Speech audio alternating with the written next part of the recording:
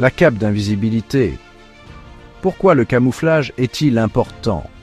Dans la nature, la survie est un jeu constant de cache-cache. Les animaux subissent la pression incessante des prédateurs à la recherche de leur prochain repas.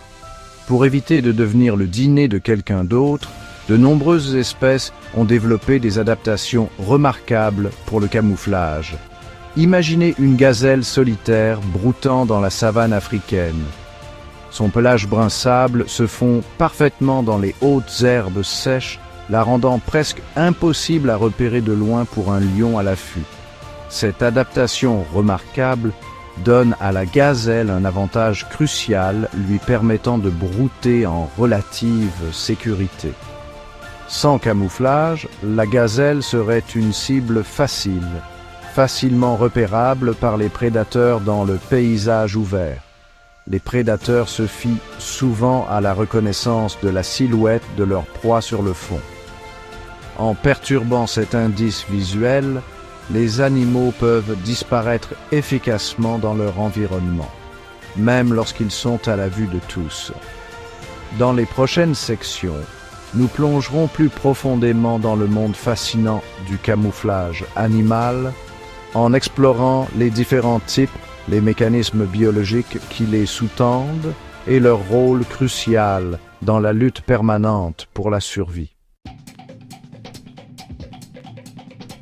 Maître du déguisement, différents types de camouflage. Le règne animal possède un éventail étonnant de techniques de camouflage, chacune adaptée à un environnement et à un mode de vie spécifique. Ces adaptations peuvent être globalement classées en plusieurs types principaux: l'homochromie, l'homotypie, le camouflage actif et le mimétisme. L'homochromie, également connue sous le nom d'adaptation à l'arrière-plan, est le type de camouflage le plus courant. Elle implique que la coloration et les motifs d'un animal ressemblent étroitement à son environnement. Pensez au lièvre d'Amérique, dont la fourrure blanche se fond parfaitement dans le paysage enneigé pendant l'hiver. L'homotypie consiste à ressembler à un objet de l'environnement comme un bâton, une feuille ou une pierre. Les phasmes, comme leur nom l'indique, sont les maîtres de cet art, leur corps imitant la forme et la couleur des brindilles à la perfection. Le camouflage actif permet aux animaux de changer rapidement leur coloration et leur motif pour s'adapter à leur environnement. Les céphalopodes, comme les poulpes et les seiches, sont les champions incontestés de cette forme dynamique de camouflage. Céphalopodes, changement de couleur en un éclair. Les céphalopodes, comme les poulpes, les calmars et les seiches, sont les maîtres incontestés du camouflage dans le règne animal. Ils possèdent une capacité étonnante à changer la couleur et la texture de leur peau en un clin d'œil, se fondant parfaitement dans leur environnement.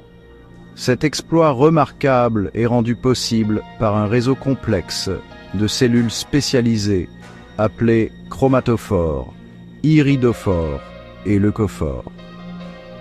Les chromatophores sont des cellules contenant des pigments qui se trouvent sous la peau du céphalopode. Chaque chromatophore est entouré d'un anneau de muscles qui peuvent se contracter ou se relâcher, contrôlant la taille et la forme du sac pigmentaire.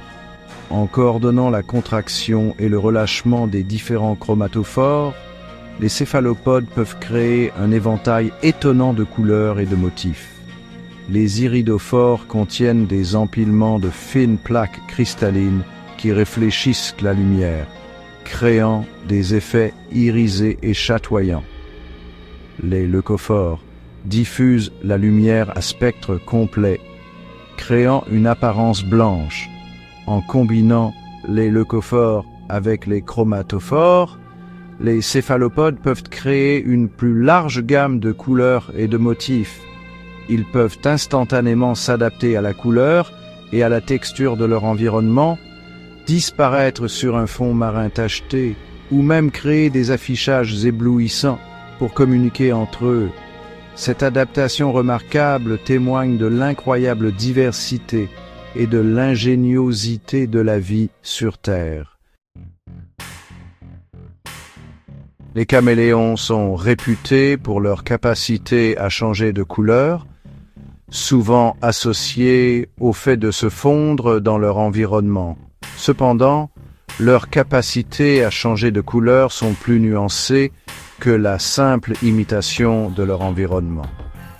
Sous la peau d'un caméléon se trouve une couche de cellules spécialisées appelées iridophores, semblables à celles que l'on trouve chez les céphalopodes. Ces iridophores contiennent de minuscules cristaux nanométriques disposés en structure de réseau.